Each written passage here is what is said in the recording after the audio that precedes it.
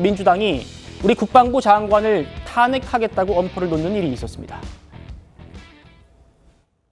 모니터링단, 즉 참관단이란 이름으로 국회 동의를 피해 파병하는 꼼수입니다. 남북 대리전을 자청하는 위험천만한 행위입니다. 윤석열 정권은 불필요하게 급발진하면서 국민을 사지로 내몰고 있습니다. 우리 당은 만약 윤석열 정권에서 우크라이나 전쟁터에 국회 동의 없이 참관단을 파견을 보낸다면 국방부 장관 탄핵 등 다양한 법적 강구를 하겠습니다.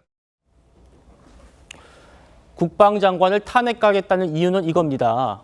우리 정부가 우크라이나에 인력 파견을 검토한다라는 얘기가 나온 직후인데요. 어제 정보위에 국정원장이 나왔죠. 이렇게 말했었습니다. 참관단을 파견할 필요성에 대해서 야당은 비판을 하고 있는데 어떻게 생각하느냐라는 질문에 군사정보와 관련된 절호의 기회다.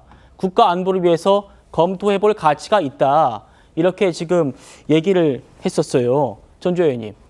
지금 국정원장은 참관단 파견은 절호의 기회라고 했어요. 그런데 민주당에서는 한 명만 파견해봐라, 탄핵하겠다 이렇게 나오고 있거든요. 지금 북한의 그 러시아 그 파병은 사실 우리나라 안보와 굉장히 직결돼 있죠. 왜냐하면 프리드리히 나우만 재단에서 이제 보고한 대로 8조 원 정도의 이제 북한 무기를 또 러시아에 수출을 했다. 그럼 그 돈이 어디로 가겠습니까? 다 핵이나 미사일 같은 대한민국의 안보를 위협할 수 있는 그런 무기 생산을 위해서 가는 거 아니겠습니까? 그뿐만이 아니라 용병들이 가는 것도 지금 거기에 대가를 받아서 한 적게는 2천억 아니면 많게는 8천억 이 정도의 지금 돈이 북한으로 가는 상황이다. 그것뿐만이 아니라 지금 그 대가, 러시아 파병의 대가로 지금 북한이 챙길 수 있는 것이 이런 그 ICBM 재진입 기술이랄지 이러한 러시아의 발달한 우주항공이랄지 아니면 미사일 관련한 그런 기술이 북한에 이전이 된다고 하면 그것은 대한민국의 안보뿐만 아니라 세계의 평화까지 위협할 수 있는 그러한 굉장히 안보에 위협적인 그런 상황입니다. 그래서 그런 상황에 대해서 국방위에 그 민주당 간사이신 그 김병주 의원께서 그러한 발언을 한 것은 저는 굉장히 부적절하다. 대한민국의 안보는 관심이 없는 그러한 언사라고 생각을 하고 있습니다. 그리고 이 부분에 대해서 당연히 지금 우크라이나에 지금 특사를 파견한다는 이야기도 나오고 있고요. 앞서 제가 이제 말씀드린 대로 어떤 북한군의 동향을 알 수 있는 굉장히 적절한 그런 그 기회 아니겠습니까?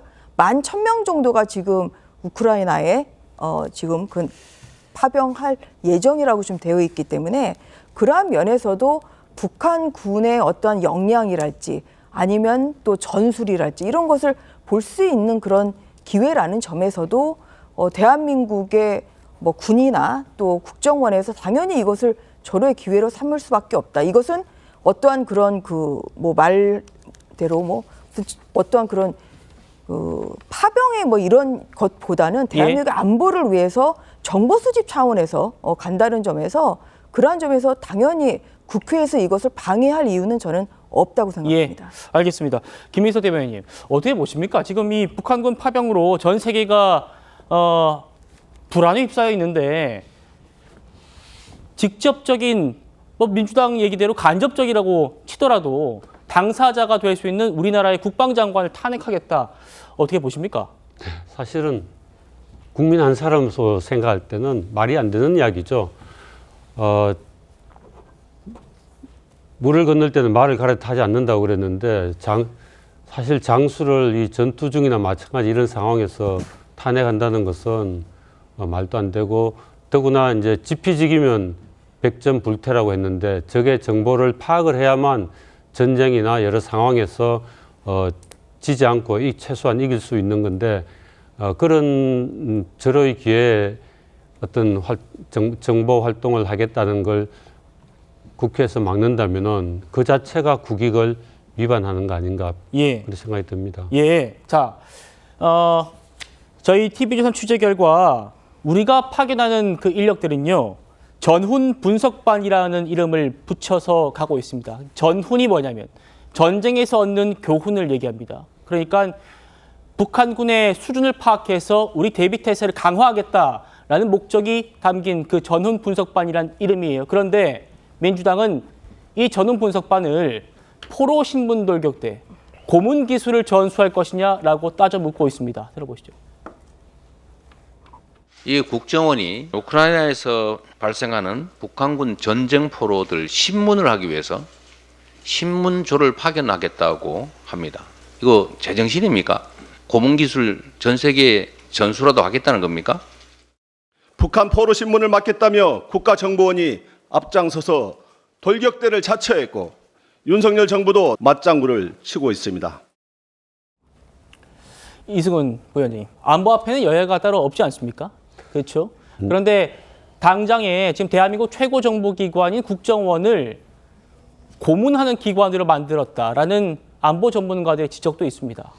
아마 이제 좀 표현이 좀 과했다 싶긴 한데요. 이것들이 이제 뭐 정치적인 발언이라고 생각을 해요. 지금 민생이라든가 경제가 너무 어려운 상황에서 한국이 뭔가를 파견한다. 근데 이게 군인을 파견하는 것인지 국정원을 파견하는 것인지 정확하지 않은 상황에서 이것들이 향후 외교 관계에 있어서 악화될 것들을 좀 막으려고 하는 의지가 있다라고 보고요. 실제 지금 우크라이나나 러시아는 전쟁을 거의 끝내려고 하는 시점이라고 저는 보고 있어요. 그래서 쿠르스크에 북한을 보내는 것도 쿠르스크에 대한 우크라이나가 쿠르스크를 침공한 이유는 결국에는 쿠르스크 지역의 광활한 영토를 잡고 나서 종전 협상을 할 때 예. 러시아에게 뺏긴 동부 지역을 조금 더 회수하려고 하는 경향이 있다 이렇게 생각되고요. 또 미국 대선도 일주일밖에 안 남았거든요. 그래서 트럼프 대통령이 만약에 된다라고 한다면 지원을 중단해 버릴 경우에는 전쟁이 바로 종결될 수도 있는 그런 상황입니다. 그런 상황에서 지금 3년이라고 하는 전쟁 기간이 지난 상황에서 왜 지금 파견하려고 하지? 파견할 거면 진즉 파견했어야 되는 거 아닐까요? 이제 뭐 전쟁이 끝나는데 전쟁을 배우러 간다? 이건 조금 지금 어떤 한국 내부의 어떤 정치적인 문제점들을 또 이런 우크라이나 전쟁으로 인해서 좀 희석시키려고 하는 것이 아니냐, 정치적으로 이용하려고 하는 것이 아니냐, 이런 우려도 조금 있다고 그런데 지금 보여지고요. 우리나라에서 이런 파견단을 보내려고 하는 이유는 북한군이 우크라이나 전쟁에 이번에 개입했기 때문에 그런 거 아닙니까? 그러니까 그렇습니다. 뭐 여야가 합의해서 대화하고 왜 우크라이나에 보내야 되는지 그런 것들을 좀 협의해야 될 것 같아요. 대화 없이 그냥 국정원이 뭐 신문조를 보낸다, 뭐 훈련조를 보낸다 이런 것들이 자칫 잘못하면 굉장히 안 좋아질 수 있기 때문에 저는 뭐 대화를 통해서 보낸다라고 한다면 뭐 문제될 거 없지 않겠습니까? 또한 헌법에는 군인을 파병할 때에는 국회 동의를 받아야 되기 때문에 그런 절차를 좀 거쳐야 된다. 좀 심사숙고할 필요가 있다. 이런 말씀 드립니다. 예.